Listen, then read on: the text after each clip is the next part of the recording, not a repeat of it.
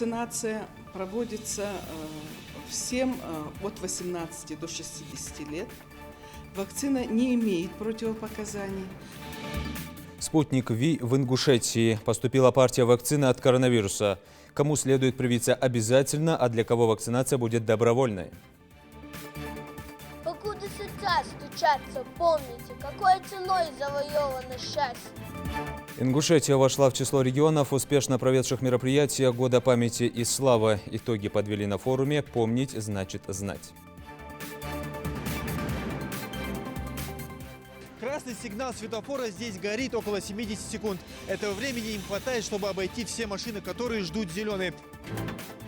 Им проще просить, чем зарабатывать. Бизнесмены в лохмотьях или реально нуждающиеся. Как их отличить? Постараемся разобраться.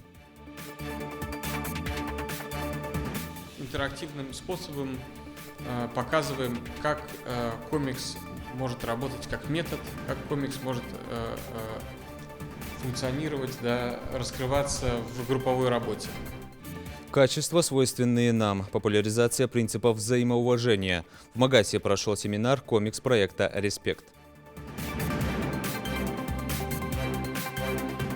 Горы – это гордость нашей республики, гордость Ингушетии с уникальной флорой, уникальной фауной. Лучше и выше гор могут быть только горы. В Международный день гор покажем репортаж о биоразнообразии ингушских вершин.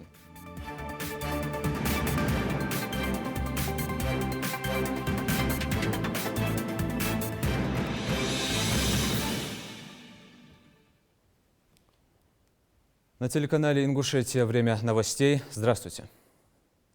В СКФО сегодня стартовала благотворительная новогодняя акция «Елка желаний». Первым было исполнено желание мальчика из Ингушетии. Шестилетний Мухаммад Газиков из селения Далаково мечтал об электромобиле и отправил заявку на участие в проекте. Подарок в этот же день прибыл в республику. Электромобиль от полномочного представителя президента России Юрия Чайки маленькому Мухаммаду вручил главный федеральный инспектор по Ингушетии Сергей Гончаров. Спутник Ви в Ингушетии. В республику поступила партия российской вакцины от коронавируса. Масштабная вакцинация от ковид началась по всей стране. На сегодняшний день в стране уже привили 150 тысяч россиян. Все они добровольцы. Первыми были врачи красной зоны и пациенты из группы риска. Как и где можно пройти вакцинацию, знает Адам Мережков. Медработники и лица пожилого возраста – самая уязвимая категория. В первую очередь вакцинацию против COVID-19 должны пройти они. В Минздраве региона напоминают, чем больше людей привились от коронавируса, тем больше коллективный иммунитет, а значит шансов у вируса распространиться намного меньше. Тем более, что первые партии векторной вакцины уже поступили и в Ингушетию. В нашей республике, как и по всей Российской Федерации, начата вакцинация против новой коронавирусной инфекции, против ковида. Эта вакцинация проводится всем от 18 до 60 лет. Вакцина не имеет противопоказаний. Группа риска, которая подлежит проведению этой вакцинации, это медицинские работники, работники образования и работники социальной сферы. Дело в том, что эта вакцинация проводится в два этапа. Обычно прививки мы делаем один раз и все. Но здесь она проводится в два этапа. Значит, первый раз, когда сделали ее, на 21 день, через 3 недели, делается вакцина второй раз. И после этого у человека уже вырабатывается иммунитет. Вакцина разработана центром Гамалеи. Она прошла клинические испытания в Петербурге, Кирове и Новосибирске. И по словам Мареты Тумгаевой, введение внутримышечного раствора этого препарата позволит, если и не полностью обезопасить себя от инфекции, то перенести ее в более легкой форме. Особенно это актуально и для лиц с хроническими заболеваниями. Эта вакцина делается для того, чтобы у нас люди не болели, не умирали.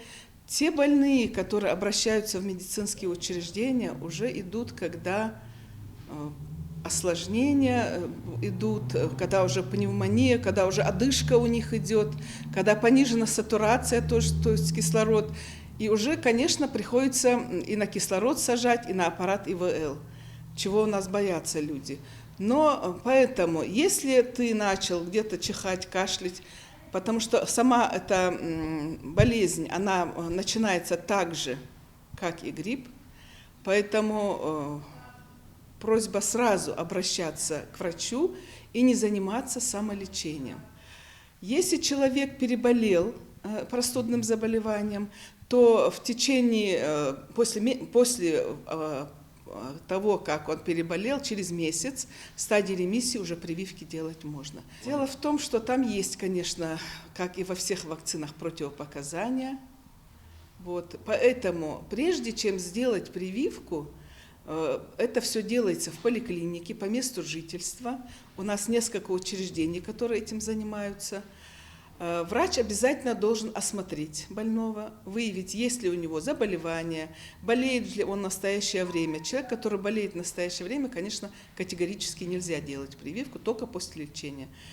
А те противопоказания, которые у человека, это все же отмечается в карте, потому что он постоянно приходит к врачу и стоит на учете.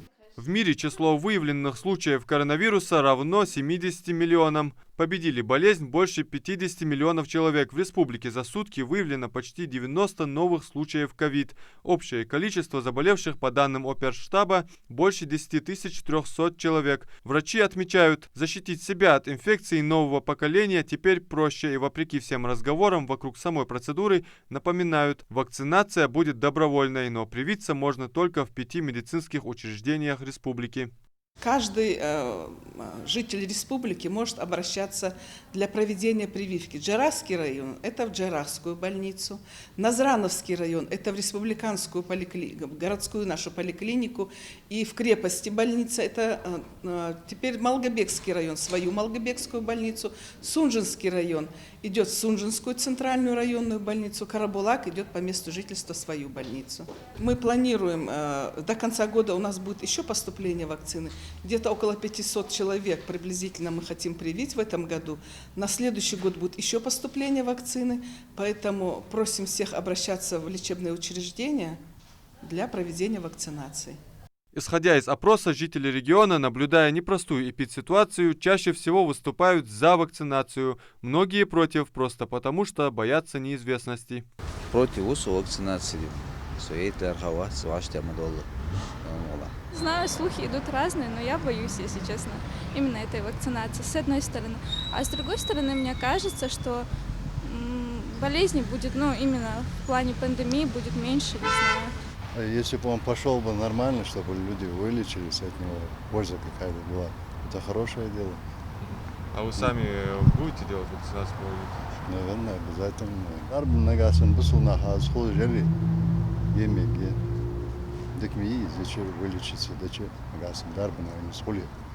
Как делятся специалисты, сдержать скачок эпидемии поможет соблюдение простых санитарных правил и рекомендаций Роспотребнадзора. Мыть руки несколько раз в день, пользоваться антисептиком, не нарушать социальную дистанцию и носить маски. Впрочем, на войне, как известно, все средства хороши, особенно если речь идет о борьбе за свое здоровье. Адам Мережков, Асхаб Белкиев, Новости 24.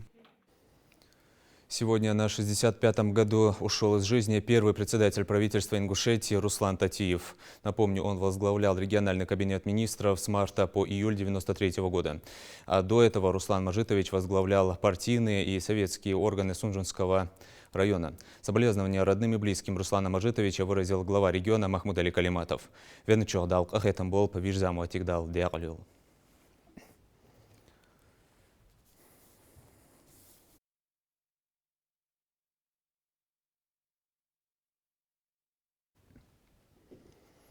Ингушетия в числе регионов, успешно проведших мероприятия Года памяти и славы. Итоги подвели на Всероссийском патриотическом форуме «Помнить значит знать». День Победы, блокадный хлеб, окна Победы, сад памяти, красная гвоздика. В каждой из них участники отдавали дань уважения погибшим за Родину. Несмотря на внесенные пандемией изменения в формат, в режиме онлайн мероприятия прошли на высоком уровне. Амина Бокова с подробностями. Сейчас я хотела бы назвать те самые классные, активные, позитивные 28 дирекций и 28 регионов. Республика Татарстан, Республика Ингушетия, Республика Крым. Более 200 мероприятий и акций. Ингушетия в числе регионов, которые активно провели год памяти и славы. Итоги патриотического 2020-го подвели в Москве. На Всероссийском форуме «Помнить значит знать». Наша республика реализовала все проекты года памяти и славы, за исключением тех, которые проводили в определенных городах страны. Пандемия также не стала преградой для проведения патриотических акций. Они лишь поменяли свой формат. Традиционный ежегодный «Бессмертный полк» прошел в новом формате онлайн. Для участия загружали фотографию и историю ветерана на специальную платформу. Трансляция проходила на сайте Бессмертного полка России и Международного бессмертного полка, а также в социальных сетях. Покуда сердца стучатся, помните, какой ценой завоевано счастье. Помните, песню свою отправляю в полет. Помните о тех, кто уже никогда не споет. Ингушетия также присоединилась к акции «Окна Победы». С 1 по 9 мая жители по всей стране украшали окна своих квартир и домов символами Великой Победы, флагами, рисунками, георгиевскими лентами, звездами, фотографиями родственников. Акция заложила основы новой традиции празднования 9 мая. Несмотря на то, что у нас этот год был трудным, была пандемия, мы знаем, что многие болели. Несмотря на это, мероприятия проходили очень оживленно. Участвовали все, и дети, и взрослые, и старики.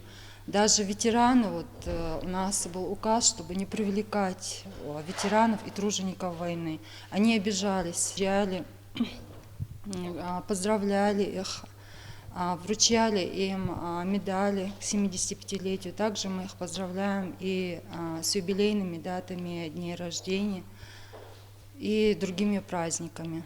В Ингушетии прошла международная акция «Сад памяти» в память о 27 миллионах погибших в Великой Отечественной войне. Волонтеры, активисты патриотических организаций и простые жители высадили 27 миллионов деревьев по всей стране, в том числе и в Ингушетии. Я даже не знаю, что именно тебе написать. Что бы ты хотел услышать? Зная одно, я должен передать тебе силы и уверенность. Ты уже навечно вписал свое имя в историю. С 18 по 27 января прошла акция «Блокадный хлеб». Жители почтили память мирных жителей Ленинграда, пострадавших в годы блокады. Активисты регионального отделения «Волонтеры Победы» вместе со студентами и школьниками написали письма победы ветеранам Великой Отечественной войны. Активное участие в патриотических акциях приняла и молодежь. В этом году большинство наших мероприятий, они были приурочены именно к году памяти и славы. И везде молодежь принимала самое активное участие. Если перечислять акции, одни из самых таких, наверное, интересных, заметных, это акция «Блокадный хлеб», к примеру, когда людям на улице раздавали листовки, где была краткая информация о блокаде Ленинграда, и символический кусочек хлеба, то есть это была норма, которую выдавали тогда людям. Кроме этой акции проходили уже всем известные акции, такие как Георгиевская лента. Организацию мероприятий, приуроченных к году памяти и славы в Ингушетии, координировала региональная исполнительная дирекция. В ее состав вошли представители министерств, муниципальных органов власти, общественных организаций и волонтерских движений. Как команда единомышленников все министерства задействованы. Все муниципальные образования поработали на все 100%. В конце года отработали на все 100%. Хочу выразить огромную благодарность. Это наша общая заслуга. Также хочу отметить работу и общественной молодежной организации, которые мы привлекли к работе, которые мы привлекли к работе и также с нами активно проводили мероприятия. Это в региональной долине «Волонтеры Победы», «Армия», «Бессмертный полк», волонтеры-медики. Министерство культуры республики курировало организацию культурно-массовых мероприятий, которые с учетом пандемии проводить пришлось в основном в онлайн-формате. Министерством культуры было проведено более 100 мероприятий, в которых приняло участие свыше 10 тысяч человек. В основном все мероприятия были проведены домах культуры, библиотеках, музеях, а также приняли участие творческие коллективы филармонии и учащиеся образовательных учреждений. В рамках всероссийской акции «Радость Победы» творческие коллективы приняли участие в праздничном концерте, который прошел у нас в городе Магасе, в городском сквере. Большую лепту в успешном проведении Года памяти и славы, как подчеркнули в региональной дирекции, внесли республиканские СМИ. Порой корреспондентам НТРК приходилось снимать даже ночью, как, например, акцию «Фонарики Победы». Столь высокий результат отмечают в правительстве республики. Это общий труд, общая память и гордость. Амина Бокова, Майрбек Миржоев, Новости 24. Администрация Магаса подала заявку на участие в конкурсе «Моя дорога». До 30 декабря на платформе 100 городских лидеров будет проходить этап онлайн-голосования. По его результатам отберут 5 муниципалитетов из 5 регионов, где будут пилотироваться решения по адаптации международных практик проектирования дорог и городской мобильности. Жители региона могут зарегистрироваться на платформе 100 городских лидеров и голосовать за столицу Ингушетии. Швейное объединение Ингушетии вдохнули вторую жизнь. Долгое время предприятие простаивало. Сейчас производство запускают турецкие производители, которые работали в самых крупных фабриках Турции и сотрудничали с известными мировыми брендами. Это позволит создать около 1000 рабочих мест. Производить будут как женскую, так и мужскую одежду: пиджаки, брюки, юбки, рубашки, куртки и пальто. Местных жителей швейному мастерству обучают 36 специалистов, но набор еще не закрыт.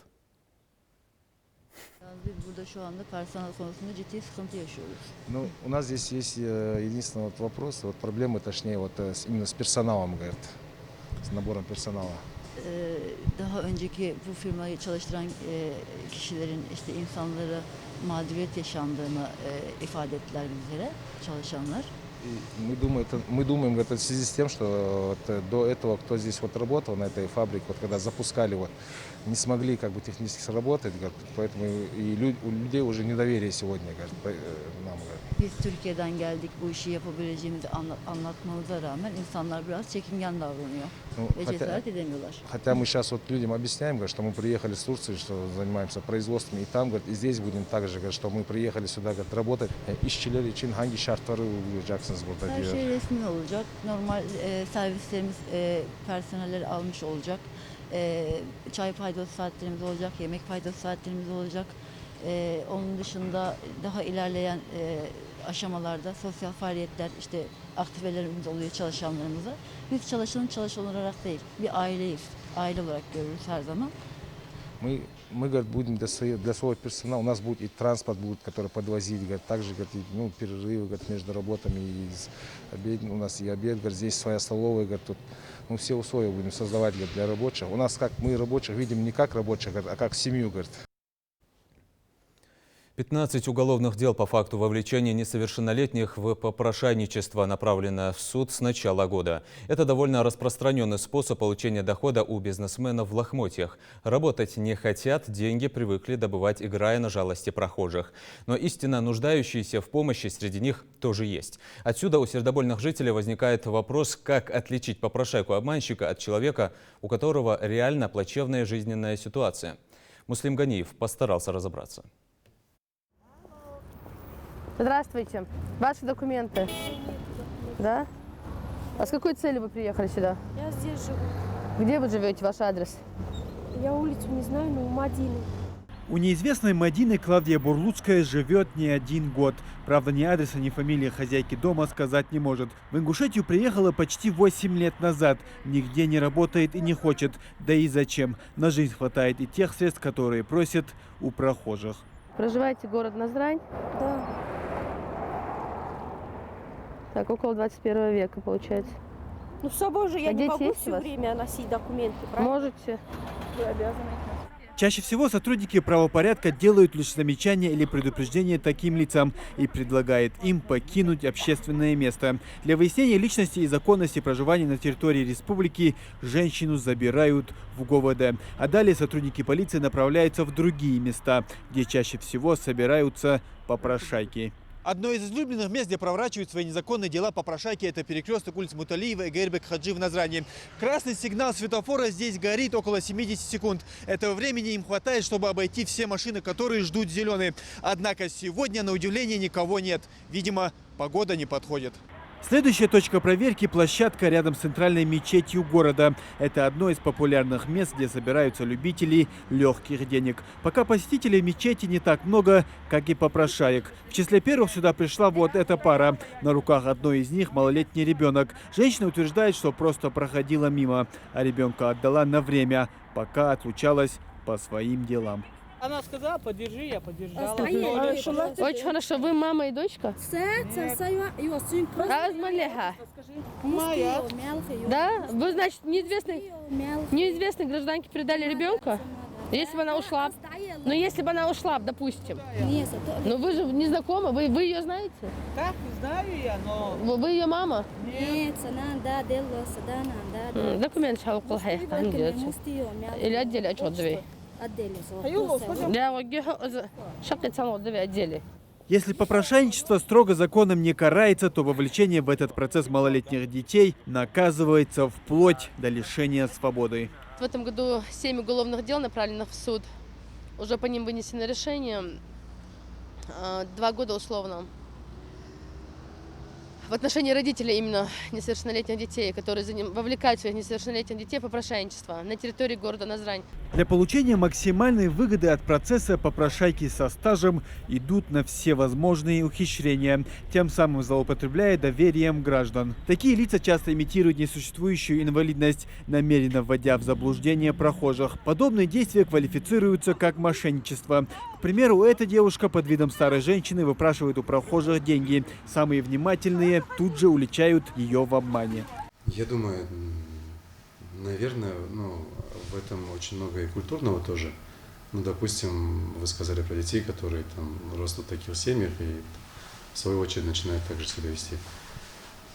Да, возможно, в этом много и культурного, но я по сути своей, в какой бы среде человек не родился, да, ты бы не родился в такой среде, но ты можешь пойти и, там, не знаю, стать музыкантом или художником, или строителем, еще кем-то. Я думаю, все-таки это выборным быть попрошайкой, допустим. Выбор жизни, стиль жизни, образ жизни, который человек, по сути дела, выбирает сам. Выпрашивание у прохожих денег всевозможными методами, как правило, вызывает недовольство среди жителей. Еще одно место, где любят орудовать попрошайки – рынки. Сюда люди приходят за покупками, а значит, деньги у них быть должны. هذا ماشينش водитель жби, ماشينش أول تبا سكتك يا تشوفش صدق بتتصار نارها ما يتش هذا يخسر كرميكي ناس عشان نقبل الحمد لله تكون عم تتصار تكون نباش وأخليه بوش شو عماد دي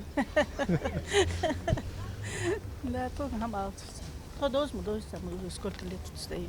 Несмотря на то, что помогать бедным долг каждого мусульманина, религиозные деятели советуют делать это рассудительно и по мере своих возможностей. Поэтому, если вы действительно хотите оказать содействие человеку, стоит сделать это грамотно, чтобы помощь пошла действительно по назначению. Сагну балы юхтох, сагну лазер юхтох. Саг ли яж охам васеду. Хани яж сагат сани дарблах вейнахох. Амбагда веймахка عمديات سحمد ماجدي نعرض نخ لحتر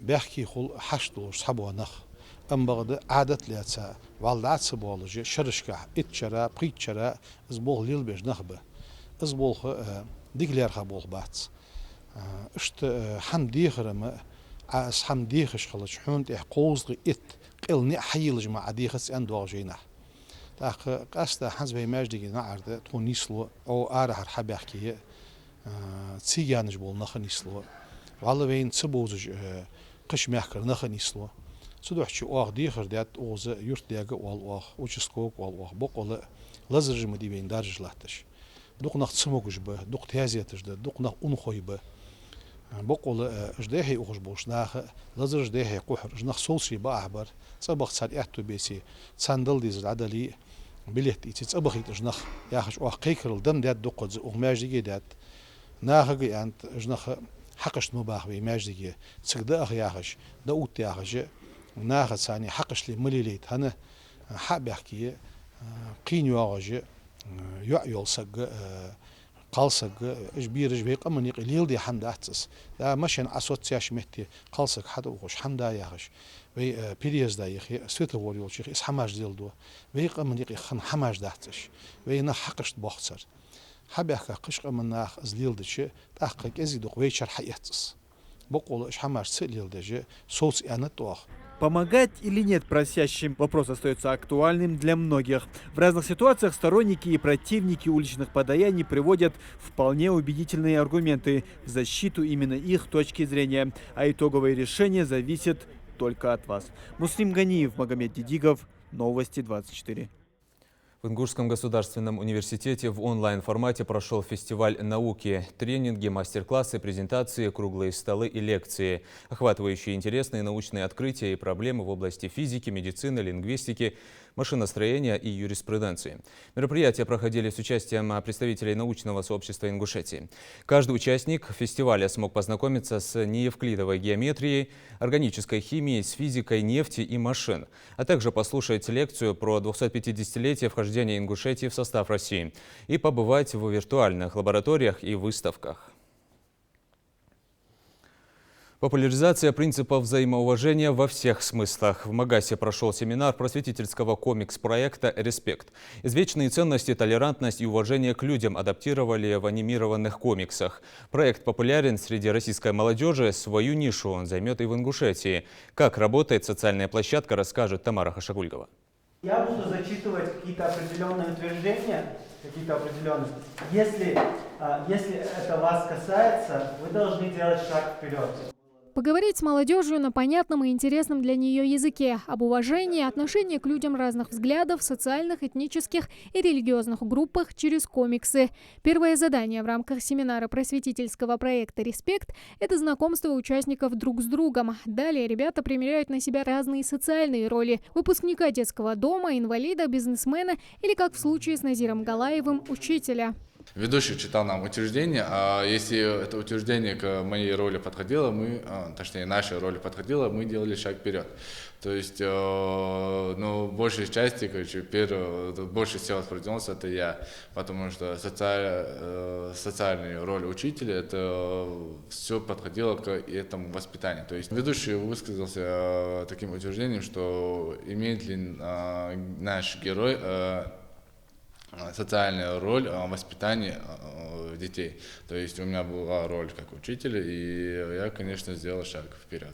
Ты не обязан любить своего соседа, просто начни его уважать. Слоган «Респекта». Уважение – ключевая ценность современного меняющегося общества, объясняют на встрече. Прочувствовать это лучше на реальных примерах. Ребята делятся на 3 группы, которым дается по одному комиксу. Задача участников – прочитать его, найти тему и проблему, заложенные в нем, рассказать, какое отношение он имеет к каждому из них. Подбирает детей, которые остались без родителей, без крова, потому что она думает о них и беспокоится о них. То есть она не ждет чего-то взамен. Азизе Арсамаковой сегодня попалась история про женщину, которая во время войны спасала детей, оставшихся без родителей. Девушка уверена, именно такие примеры учат общество быть бескорыстным, делают его толерантнее и помогают проникнуться невзгодами других. Проблемы, которые мы выявили в данной истории, это были именно проблема человеческого сострадания, проблема негативных последствий войны, проблема социального, межнационального взаимодействия. Для себя сделали вывод, что каждый человек может оказаться в затруднительной ситуации, и нужно не терять свою человечность, быть сострадательным. Научить толерантности через комиксы. «Респект» – совместный просветительский проект комиксиста Хихуса, Московского международного фестиваля рисованных историй «Коммиссия» и Гёте-института в Москве. Проект запущен еще в 2011-м. Сегодня он реализуется уже активистами, художниками и тренерами России, Израиля, Германии и Мексики. Интерактивным способом показываем, как комикс может работать как метод, как комикс может функционировать, раскрываться в групповой работе. То есть как его можно использовать на занятиях, на тренингах, на форумах, и через комикс выходить на обсуждение каких-то важных социальных вопросов, тем, проблем. В Комитете по делам молодежи Ингушетии уверены, этот семинар поможет заложить фундамент для дальнейшего сотрудничества и задействовать методы и формы проекта уже в нашей республике, адаптировав под нашу реальность и наши проблемы. К примеру, вот именно хотя бы тот пример, который я привел с детьми, да, когда ты приходишь, ты им предлагаешь, например, даешь какое-то время, ты говоришь, вот смотрите, у нас есть такая-то проблема. Тот, кто нарисует лучший комикс сейчас, мы поможем этому человеку издать, то есть в виде какой-то брошюры, в виде какой-то книжки. И уже затем, в дальнейшем, люди, которые вот уже в этой системе, они работают, им мы будем передавать эти книжки, то есть они их уже будут использовать дальше в своей работе. В Ингушетии активисты «Респекта» пробудут 2 дня. Если сегодня семинар включает в себя знакомство с проектом и участниками, то в пятницу ребята будут рисовать комиксы по шаблону, но закладывая в них собственные истории и мысли. Тамара Хашагулькова, Майрбек Миржоев, Новости 24. Правительство внесло изменения в правила предоставления субсидий на бесплатное питание для младших школьников. На эти цели выделено более 22 миллиардов рублей. Так, с 1 января 2021 года еще почти 2000 школ будут получать субсидии на организацию горячего питания. Финансирование смогут получать все школы, которые были готовы обеспечить учащихся готовым питанием. Имели столовые и пищеблоки по состоянию на 1 октября 2020 года. Напомню, сейчас по всей стране горячим питанием обеспечены около 38 тысяч школ. Лучше гор могут быть только горы, на которых еще не бывал. Эти слова Владимира Высоцкого сегодня как никогда актуальны в Международный день гор. Они занимают более 25% всей суши. В этом году праздник посвятили биоразнообразию гор. Прямое отношение к этому празднику имеет, конечно же, Ингушетия, жемчужиной которой является горная часть с ее пейзажами и красотами. Больше 1000 видов флоры и фауны. Территория горной части Ингушетии – дом для многих исчезающих животных и растений. 62 тысячи гектаров земли занимает биоразнообразие. В их числе лесной кот, чечевица, дрофа, тритон, сколия, гигант и многие другие. В данное время там вот помимо тех озвученных обитает еще и бурый медведь, волк, лиса, барсук, косули, вот эти виды. В ингушском ореоле обитания, к сожалению, больше не водятся леопарды, переднеазиатские барсы, отводка, а норку европейскую видели в последний раз в 2008 году. Многие животные и растения занесены в Красную книгу Ингушетии. Сегодня специалисты изучают животный и природный мир региона и готовятся переиздать Красную книгу, которая обновляется каждые 10 лет. Особо там не добавится, потому что такой реальной угрозы исчезновения вот тем видам, которые сейчас у нас существует, нету. Они, скорее всего, там кое-какие растения, грибы там добавятся, но так, то, что там есть, скорее всего, так и останется. Планируем исключить из Красной книги фазана и куропатку серую, потому что они и в невольных условиях размножаются и выпускают охотничьи угодья во всех субъектах. И угрозы исчезновения или сокращения этим видом пока не то, что у нас и вообще не существует. В горах на высоте 1800 метров распахнулись широколиственные леса. Выше располагаются субальпийские и альпийские луга. Горные склоны Ингушетии характеризуются своим особенным уникальным микроклиматом. Выше 2200 метров раскидываются богатые леса широколиственных и хвойных деревьев. Для большинства видов флоры горы республики – идеальное место для жизни. Но, к сожалению, красивые виды часто портят отдыхающие, оставляя за собой горы мусора. Без птиц, без животных, лес, горы, это все как бы неживое. Они как бы являются украшением всего то, что у нас есть. Вот я бы, конечно, пользуясь случаем, призвал бы наших жителей, граждан, чтобы они бережно относились. Нельзя ни в коем случае просто так стрелять, пугать, калечить животных и птиц. Многие не понимают, как важно беречь природу. В этом году в горной части прошли около 10 масштабных акций по очистке заповедника Эрзи. Одна из них с участием актрисы Юлии Михалковой. А егеря из Джайрахского лесничества в свое время проводили беседу с отдыхающими из субботник в горах. Сегодня, в Международный день гор, они обращаются к жителям и гостям республики с призывом беречь природу. Учитывая, что горы – это гордость нашей республики, гордость Ингушетии, с уникальной флорой, уникальной фауной, хотелось бы, чтобы максимальное внимание уделялось защите вот этого наших гор, бережному отношению к природе и в целом по республике, ну и опять же в особенности в наших горах.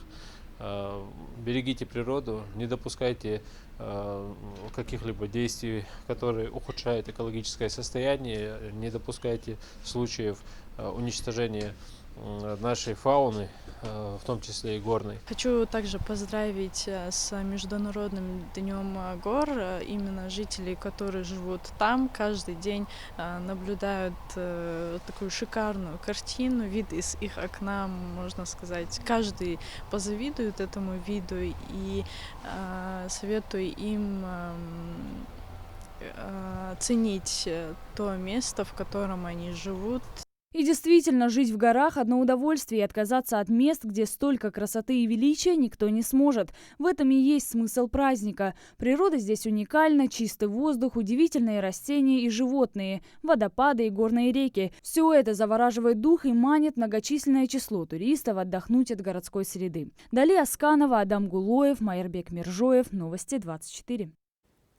Двукратный чемпион мира Муса Евлоев в эту субботу поборется за Кубок мира в личном зачете по греко-римской борьбе. Личный Кубок мира в этом году решили провести вместо чемпионата мира. Он будет проходить с 12 по 18 декабря в Белграде. На этом наш выпуск завершен. Оставайтесь на канале Ингушетия.